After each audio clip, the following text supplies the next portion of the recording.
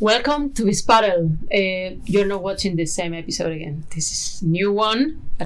Same guest or preferred guest is season 3 of the 6LoveSports League, which is a great milestone. Congrats, Andy. And this is Andi Neugarten, the founder and CEO of 6LoveSports, that started as an experiment right now at the beginning, and right now is like a very well-known brand. So welcome again. Thank you, Rosa. Always love being here and spending time chatting to you. So thanks for having me. Happy to have you here, and also with a lot of big news to share, right? Always. There's always something exciting happening. I know.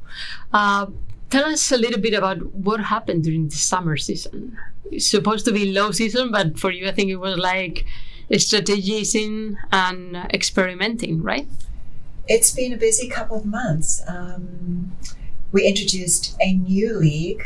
Mm-hmm. We got very busy launching season 3 of the league, and there have been some very exciting developments with that. But, lots of people were traveling during the summer, and in Miami, it's hot. It was challenging playing outdoors, so we've had to kind of scavenge for indoor court time. But we've managed to do lots of tournaments, weekly round robins. And one of the most exciting developments for 6LoveSports is this creation of a new high beginner league. Wow. So I started a group back in April there was 6 high beginner ladies that I identified. I've grown that to over 160. Wow. And we started a round robin series at Reserve, Solomia. I ran that for about 12 weeks, and they then took it over in-house, and they're running the program. Excellent. I have seen the women, number one, they're all addicted. They love it. They're playing 3 times a day, like me. But they are, they've improved so much in the few months. So they're no more high beginners. They're now, a lot of them are going to low intermediate. Wow. So we created their own separate league for them, which runs on a Wednesday night at Solomia. And I'm hoping next season 4, they will feed into the main league, or we'll find a way to combine. We just need more courts. So, there's the chicken and egg problem, right? Yes. But I think it's very important what you're saying, onboarding people at the beginning of their paddle journey, because they're going to have, let's say, the right education, the right understanding of the game that for some people took more time. And so it's a good shortcut, like a healthy shortcut in your paddle improvement, but also getting used to competition to improve through competing. Yes. So one of the things I found, it's all very well to go to clinics and just play and get a coach. But what this community has done, especially this high beginner community, is it's connected all the girls with each other, and they're playing more matches, and they're playing matches every day. Good. This past weekend, I did a tournament at Sunset Pádel. It was a USPA 100, and I encouraged a lot of them to sign up and play. Now, this was a real tournament experience. This was not just a 1-set round robin. You had to play 3 sets, score a tie break, and it was a little intimidating for some of them. But once you've done it once, it becomes a whole lot easier. So yes, kind of hand-holding and getting them into the USPA, signed up in Red Paddle, so it's easy to enter tournaments. Super good. It's really been an amazing journey. One of the most important things that I've noticed, though, which makes me so happy, is we talk about the growth of paddle and how it's the fastest growing sport in the world. And with these new women that are coming in to play paddle, they're bringing their friends. But now their husbands are playing. Good. Okay, so there's a big group of new guys who are starting to play. It's funny because in Spain usually it's the opposite. Like men start playing and then the women are bringing their husbands, and now they're bringing their kids. Wow. So if you come to Solomia right now, there are no courts. It's completely booked all the time, and the kids programs are developing so fast. Wow. It's very exciting. Sorry, I have so much to say. No, it is super important. It's great. I was so happy to see something that Ultra posted this week when it talks about kids, where they're bringing kids in the afternoons now from local schools for some of the programming. And that is the future of paddle. That is what we need to do to make paddle grow. So it's part of the key piece of the paddle dream. But also I wanted to go a little bit back, because during the summer, I think you tried also something on the Hamptons, right? We did. Good. We put I saw together- Michelle Calci there and some of the people that usually play the league and played season 1 and season 2. Yes. That were also having their paddle dosing there. Yes, they were playing a lot. We tried to do a ladder, which we kind of launched a little bit late. We got a nice group going. We didn't actually get to play the ladder. We then opened it up to men. Mm-hmm. It was just set up too late. So we changed it and we did a tournament and event at Breeze's Club towards the end of the summer, which was amazing. We got some really great sponsors, some great signups. It was mixed. It was both. Some were men, men's team. Some were women's. No, but team, I some like were mixed. men. Yes, we can play with it was them a nice if they level. want to play with us. It was a nice level, and everybody had a great time. And we supported it with great prizes and sponsors. Got some great publicity.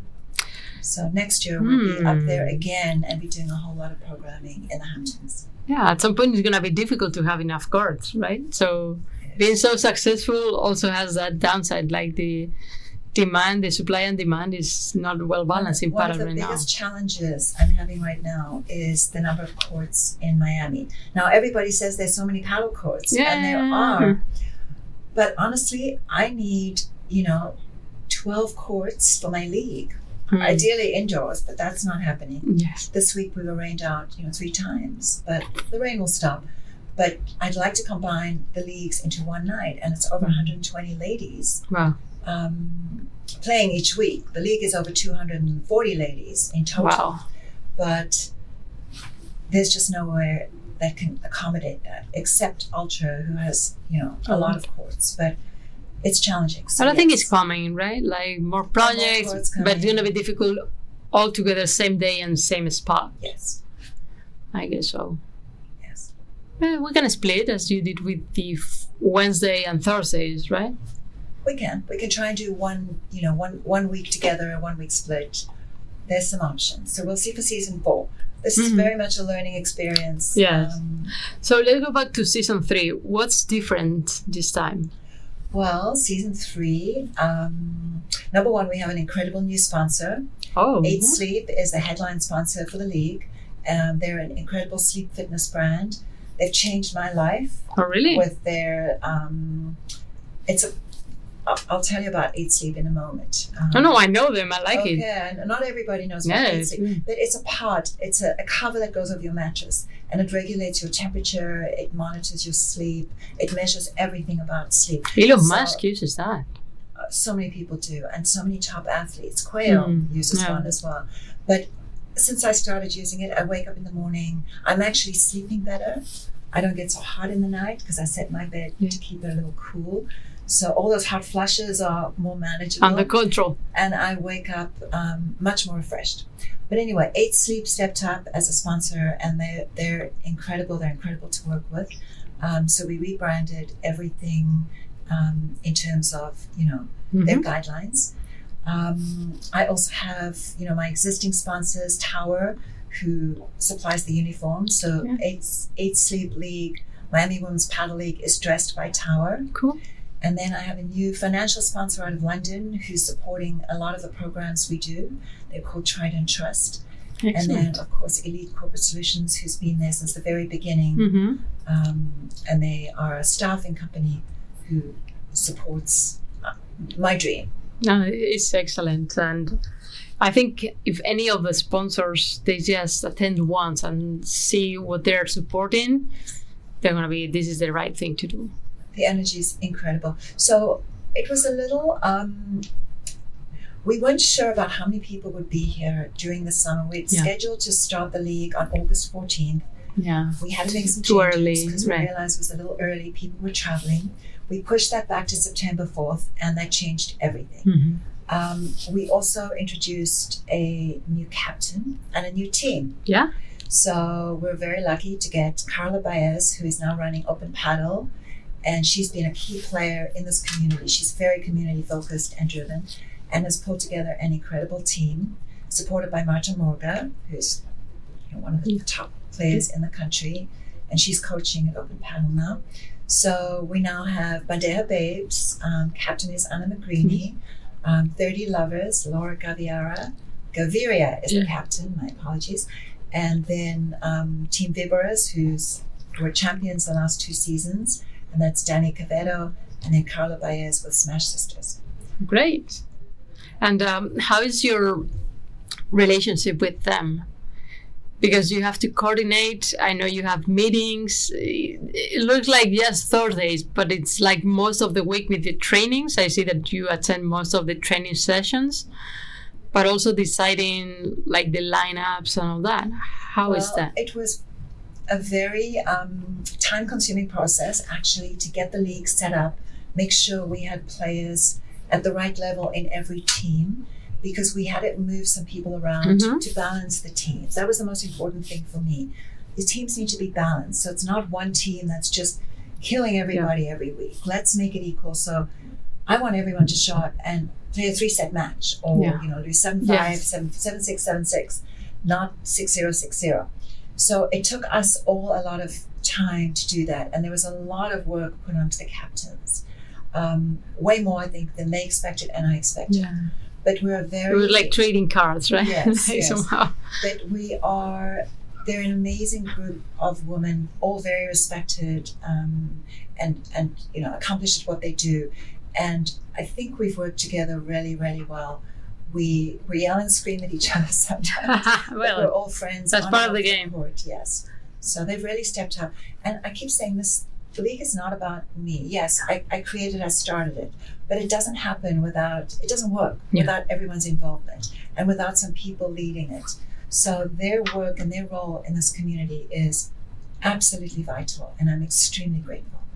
And I think out of the balance also, it's important that there are training sessions now, which is so, I think it's good both for the players but also for the coaches to test some couples, to see what's working, to change things, to have their own strategies. So that's also team bonding somehow. So the training sessions are important. Ultra has been incredibly supportive this season, and they've stepped up. We run the league. 1 week is at Solimia, and 1 week is at Ultra. And Ultra stepped up with courts. So each week we get 3 complimentary courts for training, team training, and then another session of 3 complimentary courts with a coach, with Jordi Lujan, who is there. If Jordi's not around, they arrange someone else, but Jordi's been in every session. And we trade that between the teams. So every week, 2 teams get to train at Ultra. Now, all the teams train every week. Of course, Carla arranges her sessions at Open Pádel when she can, because she has the facility. But I try and attend as many as I can. Yeah. For me, it's important to connect with everybody in the community. This is not, I care about every single person, and I want to help them with their journey, whatever that might be. So it's important for me to know who they are and know how they play. Oh, that's excellent. And I think you were not happy just with Miami, and I see some job posting, right? Like you're not just hiring here, but also looking for ambassadors all over the country. Yes. How is that going? Amazing, actually. So yes, I put out a post looking for ambassadors a couple months ago, and we got some really nice responses, more than I actually could deal with. So I had to, kind of pull things back a little bit. And at this point, we have 5 ambassadors in different parts of the country. So San Diego, we launched a couple of weeks ago. We did an amazing event at Tactica, just around a red paddle event at Paddle 9, which is a new, beautiful club as well in San Diego. And there's already a very nice community there. And I think we're going to be able to launch a league there in the soon, very soon. Okay, good. So San Diego, we did an event in San Francisco, which was absolutely amazing. Yeah, I missed it. I wanted to attend. Yes, Lululemon supported us there, and we had great outfits from them, lots of great prizes, and it really brought the community together. I have an amazing ambassador in West Palm Beach, the Boca Raton, Fort Lauderdale area. She's handling that, and that's growing super fast. It's too far away from Miami for me to handle. Yeah. And we're about to start some programming. She's been growing the community there. New York is super exciting. We're planning a very exciting launch around PPL. So I need to go then. Yes. putting some things together. Obviously, I'm a very big fan of PPL. Yeah. We're figuring out some ways to do, to incorporate what I'm doing and support what they're doing. So keep an eye on that because maybe a trip to New York is in the cards. Good. And then Charlotte, South Carolina. I have Charlotte, South Carolina. Interesting. North Carolina. They have some amazing new clubs opening, and we have somebody there. We're just about to start that programming. And then I have But I think that one is very important because sounds like out of scope, but at the same time it's college town or around there. So for the future of Padel in the US, there are going to be young people, young women that come from maybe tennis or just discover Padel, Huge but it's like community. an interesting spot, a strategic. Charlotte is huge for tennis and pickleball. So the opportunity is incredible. And then our final one is in South Africa. And this happens to be, South Africa is a huge market. It's very fast growing, and there is no women's community like we And you are from there? I'm originally from South Africa, and the girl who's going to be running it is also an ex-tennis player. She's addicted to Padel, and she's somebody I've known for long time, 47 years or something. So you're becoming international. So we're going international with this one. I'm still looking for ambassadors in Atlanta, Denver, Chicago, Vegas. Okay. And obviously in Texas. Has to be the right fit. Has to be the right Texas person. is big. Like there are, I would say, like Houston, Dallas, Austin, like 3 different spots that are far away from each other somehow, right? Yes. That's a good challenge. Very exciting. Yes. I like it. We are looking for somebody to help me here. I'm looking for somebody to help me here. In Yeah, Miami. Andi, I was super worried. I need to make you this question. What's going on with the goodie bags? Why are you so obsessed with the goodie bags? I love it. Don't you like going to an event and there's a valuable goodie bag? When you walk away, you open it and there's nice stuff, not just a t-shirt. Who wants a t-shirt? Or a clinch bag? Well, if the t-shirt is my size, I'm okay. But usually it's just men's size, like the weight, how it's got. Like, this is not for me. But wouldn't it be nice if I wish I had a nice t-shirt that you actually wanted to wear, not just, Not a pajamas, one more pajamas. Right. I know. Right. Or to clean their glass. The goodie bags are important, Rosa, because they're a way to highlight sponsors. And I love to support brands. So I think that, I like to create extra value. Where you sign up for my tournaments, yes, you pay an entry fee, and there's a lot of work behind the scenes to deliver the tournament experience that I try and create. But more than that, walk away with something that's like, oh, I got $20 or $40 worth of value from this bag and these amazing sponsors that I was able to support. So the sponsors are very happy with that too. It's key part of the business for that. And we make a point of following that through with social media and exposure, brand exposure. Good. So this key person, who would be like the right person you're looking for? I think ideally, I never like to say male or female, but I think it does need a woman in this market. Somebody who's very involved like I am, who has the time to help me with my morning round robins and tournaments, because I'm struggling to be there every single day and grow this business. And I'd like to build round robins, 3 times a week at different levels to support the community and support their growth. It's a lot. And to help me plan tournaments and events and find sponsors, bring in sponsors. So for 6LoveSports to grow, it's going to need more than just me. Yeah. How do you handle the price point? How do you adapt the pricing to the different areas and the demand and supply? Well, each ambassador has to look at their market and understand what is acceptable in that market. So what's competitive? What do they pay for courts? Now, the pricing for a USPA 100, 500 is pretty standardized across the country. But when we just do a round robin, for example, usually we charge between $60 and $65 here because I'm paying for courts, and the courts are not at much of a discount. So you kind of have to, price things accordingly. Whereas in San Diego, you might get courts for $10. Oh, so wow. you can bring that price down quite substantially. Yes. So we need more courts in Miami. We need the price to come down, of course, the court price to come down. I don't know if it will, but at some point. Makes sense. And now let's talk about you, Andi, because you organize all this, but also you're a player yourself. And I've seen that you sign up for some tournaments, right? So what's coming for Andi as a player? Well, I love playing tournaments. I'm learning to compete. I'm learning to compete better. It's a journey. You know, I train hard. It's part of who I am. It's part of my makeup. It's just, you know, I thrive on the training. Yes, I'm entering. There's a USP 1000 next weekend, and then a 2000. The Solemia, right? Solemia, yes. A 2000. I qualified for the Red Padel finals here in Miami in November, I think. So I'll be playing that with my partner, who won with me in San Diego. Cool.